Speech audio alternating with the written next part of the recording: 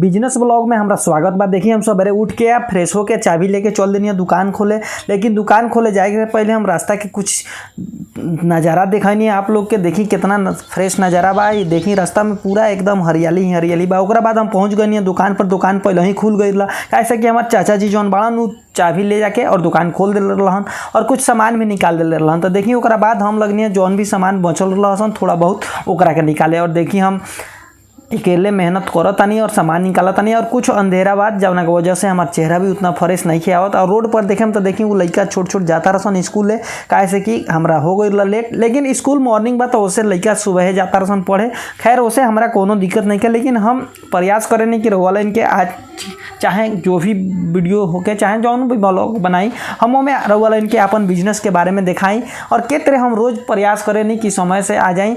तो business blog में रउआ हमरा सबके साथ जुड़ल रही और हम कोशिश करब कि रउआ सबके सब कुछ दिखावे के प्रयास करें और सब कुछ दिखेबो भी करें। और देखिए हम दुकान खोले नहीं तो कुछ ज़्यादा समय के वीडियो ऐड कर ले नहीं, ताकि रउआ इनके ये चीज़ मालूम चली कि हाँ हम बिजनेस करता नहीं तो हम उनमें मेहनतों करे के पड़ेला।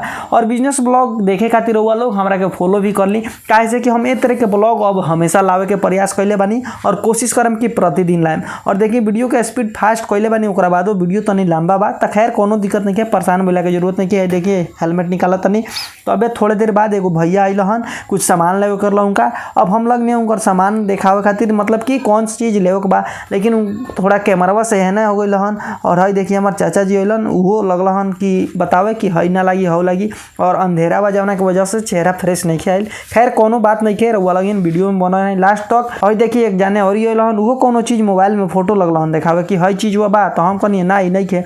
फिर हमारे चाचा जी चल गए ओने। अब हम लगनी एने इनका के हैंडल करे। खैर कोनो बात नहीं है। देखिए अभी सामान पसंद करे तरन, पसंद पड़ी तो लीहन ना पसंद पड़ी तो अपना घरे जई हन।